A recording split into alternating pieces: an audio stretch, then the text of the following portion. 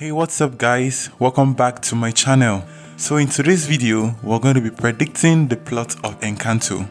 We've seen an official trailer, the teaser trailer, and several TV spots. And from all this information, I guess you can put 2 and 3 together and come up with what this story is actually going to be about from start to finish. So don't worry, I'm not some movie insider that has already seen the movie and then just here to spoil everything for you. I'm a regular fan just like everyone else. And this prediction is not just my idea alone, it's coming from comments that you guys have also made in my previous videos, so we're all in this together. So without any further ado, let's dive into today's video.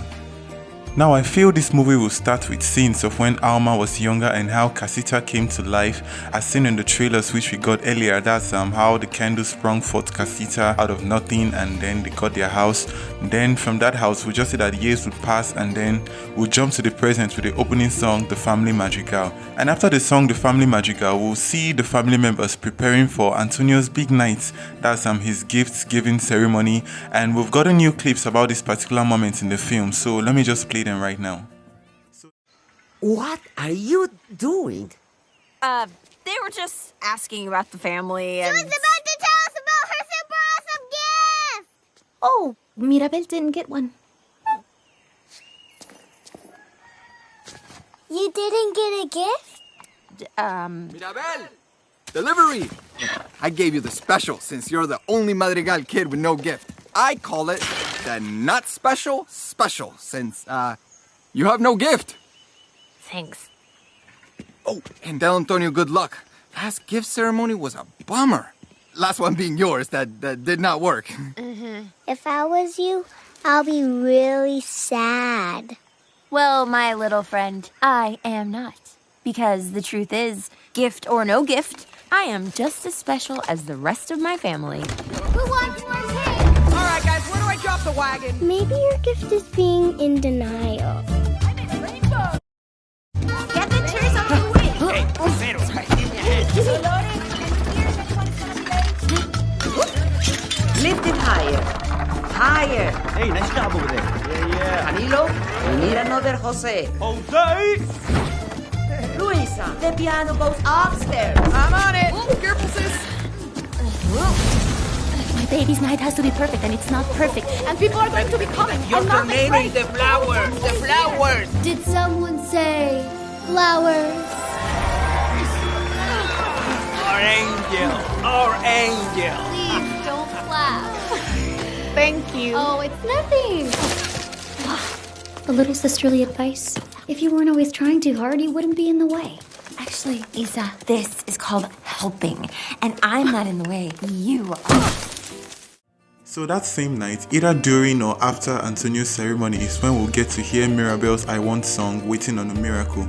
And by the time she's done, she comes in and have that moment with her mom where she's like, why am I the only one that didn't get a gift? And around that same point in time, she starts seeing the cracks on Casita. And in regards to these cracks, one of you pointed out that she's the heart of the magic, hence the cracks happening around, that her heart was broken because she didn't get the gift and then it affected the magic. So that actually makes a lot of sense that Mirabel is actually connected to Casita. Given the fact that she's down in her spirit, it causes Casita to crack. And so that actually makes a lot of sense. So after that, the next day is when I believe Mirabel starts inquiring more about the magic, to which no one in the family gave her a listening ear. And among one of the new clips that was released, we can see Mirabel actually inquiring from Luisa what's wrong with the magic and all that. So let me just play right now.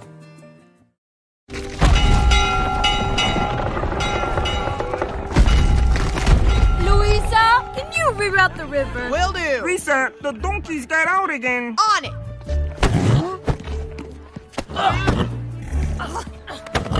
Lisa! Wait a second! You gotta tell me about the magic. What's going on? What are you hiding? Nothing. Just got a lot of chores, so maybe you should just go home. Lisa, my house is leaning to the... Dolores said your eye was twitching. And it never twitches. Something's making you nervous. Move. You're gonna make me drop a donkey.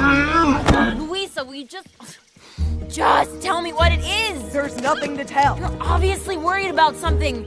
Lisa, if you know what's hurting the magic and it gets worse because you won't tell me what's wrong. Nothing's wrong!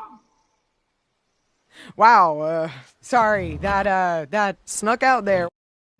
So one thing I noticed in this clip is that Louisa is actually taking a lot of burden, not just on herself, but the whole town. Everybody's like depending on her to do one thing or the other. So I'm guessing after she yelled at Mirabel, that's when she'll now like sing Surface Pressure, which is just Louisa's own explanation of how the magic has shaped her own life in regards to expectations in contrast to who she really is. The next thing I'd like to point out is this green tile, which we've been seeing all through the trailers and all that, and from this TV spot that was released we can see it's clearly with Mirabel, and we don't know much about it yet, but we know that green represents the color that Bruno has when his magical power is active. So I believe it's actually something left behind from Bruno, which like makes Mirabel to even inquire more about the magic and more about Bruno, which would then eventually lead to the song We Don't Talk About Bruno. Now, before I touch this aspect, a particular TV spot made me think that Mirabel is kind of like the cause of the cracks happening. Family's in trouble, the magic is dying, the house is breaking, and I think it's all because of me. We're all doomed! That also caused the family to sort of lose their gifts, and this matches that theory that she is actually connected to Casita, and with the family seeing that they can't keep hiding information about Bruno from her, the song We Don't Talk About Bruno will then be sung, and then this song features Felix and Pepper singing about how his power almost ruined their wedding with his predictions that caused Pepper to panic, and given that Dolores hears everything, she knows a lot and would probably get to sing much too in this song. And the early GMA article that was released in regards to the cast of this film also shows that Lynn actually wrote a good part for her in this song and other songs in the film as well.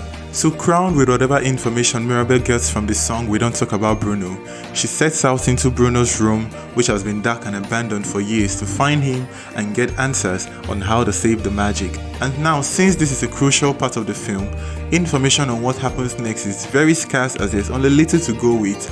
But I feel with everything that Bruno gets to tell Mirabel, she uses this means to be able to fix the magic. And from the previous video I made about theories on Mirabel's powers, we see that talking to each other and actually loving each other is what the family actually needs to bring back Casita to its normal form. And from one of the things revealed to Mirabel from Bruno, which we see in this shot right here, we see her and Isabella actually hugging each other, which I believe is a future telling of the fact that they have to mend each other's relationship and come together, which would eventually lead to the song What Else Can I Do between Isabella and Mirabel. The next thing that would then need to be patched in the family is actually Mirabel and Alma's relationship, which I believe could cause her to explain more on how Casita came to be, how Pedro died and the sacrifice he made, and their beautiful love story altogether, which would probably be sang in the song Dos Oruguitas. And we have information that this would be the most beautiful part of the movie, and Disney is actually pushing it as the best original song, which I believe it would win, because everything that has been said about it so far is just beautiful and I can't wait. So like I said earlier on, the means to which Casita will be fixed is quite unknown, as that contains huge spoilers, but when all that is said and done, we'll have the concluding musical number, All of You, and from what a lot of you guys have pointed out, the story might end with Mirabel becoming the next matriarch of the family and inherits the kendo from Abuela, and I think that would be so incredible and would be a suitable ending for Mirabel. And someone also pointed out that instead of getting her own door inside the house, Mirabel's own door now will be the door to the house itself. That's like summing up the whole thing, that her magic is actually connected to the house. And if that's the concluding part of this movie, I'm sure that they're going to like place her in a very respectable area of the family where she's no longer the side piece or the side joke, but rather an important member of the family. So that's my prediction on how the story of Encanto is going to play out.